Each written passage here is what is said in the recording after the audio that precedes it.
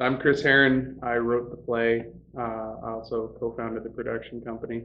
No Service is a play about death. It's not the most fun topic, but at the same point in time, it's something that's kind of been kind of the forefront of my life lately. But I've lost some family members that I was very close to in the last few years, and so it's got me thinking about it and the experiences and things like that. And I hate the way that people think about death in society. This is kind of an expression of my feelings on the subject in terms of just how it should be handled and treating it like it's a natural part of life and it's the next logical step for anybody who's born into the world. You got to go out. And so you go out on your own terms and, don't go kicking and screaming. Just go quietly with a bit of dignity.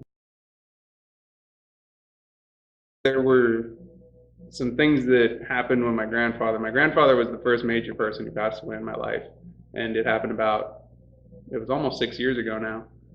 So I was really lucky in the sense that I didn't lose anybody truly important to me and close to me until I was in my later 20s.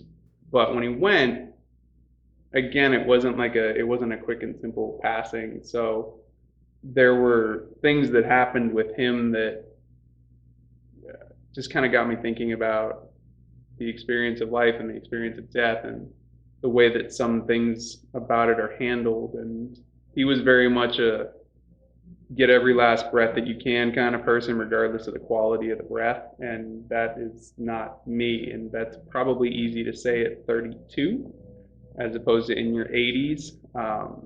But at the same point in time, it's kind of where I am. And he and I always differed on that. And sometimes we had words about that. But that always kind of got me thinking about it. My grandmother was very much the same way. My other grandfather who passed, he didn't have all his faculties about him when he passed. So he didn't have as easy a time expressing how he was feeling and coping with things. He was very much a very sweet but blank canvas by the end. So he and I couldn't really discuss those things. But my grandfather and my grandmother wanted every last breath they could. This is kind of me, I guess, processing that from them, but also giving my side of it, which is about quality, not quantity. It's fantastic. I've been really lucky in the sense that I've worked with all of them in the past, and they're all incredibly talented. It's really early on. I said it was like an all-female Glengarry Glen Ross. It's slightly less dirty, but not by much. But they're all fantastic. Kate in particular, she's such a presence and she's such a personality that it's really easy to write for her, and the part was written for her to play, and it was really fun kind of taking certain elements of her personality and sort of expanding them into grandiose, sarcastic bitterness. And CJ and Becky are wonderful performers in and of their own right. And CJ is very much focused on doing what needs to be done to make something functional at first and then expanding on that. And she really gets the things that CJ does are very unexpected from what I write on the page, and that's always fun. And then Becky can do just about anything. She can do the comedy, she can do the pathos, and she can do it all very convincingly. And she can be very broad and she can be very small in terms of performance, which is really a fun dichotomy to play with. And then, Maddie's been in everything I've written to this point and probably will be in everything I write going forward. So I think she's usually kind of the heart of a show. I give her that kind of thing because I know she's capable of doing it and doing it very well.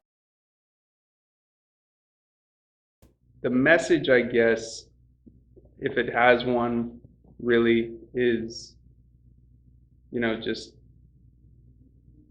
don't take death too seriously. And it's, also that thing that I think everybody knows, but people forget, which is, it's important to tell the people that you love them when you can and as often as you can, because eventually you're not going to be able to, and it would just be so terrible to, not express that or have there be some doubt that you love somebody that you do if something were to ever happen. Come see this play because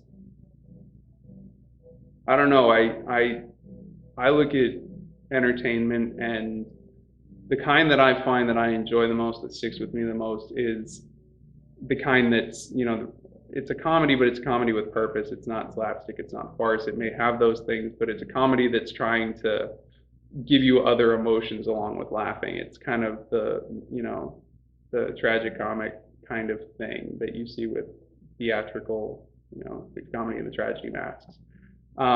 We've done our best to make this both poignant and funny, hopefully more funny than poignant, because, you don't want it to be too much of a chore to slog through. But at the same point in time, if we've done our job right, this is going to be a fun, unique experience, especially within kind of Sandpoint Theater, where there's been a lot of comedy and there's been a lot of drama, but there's not a lot of hybrids that try to commingle the two. And again, if we've done our jobs right, this one will be that, and hopefully it will be done very well.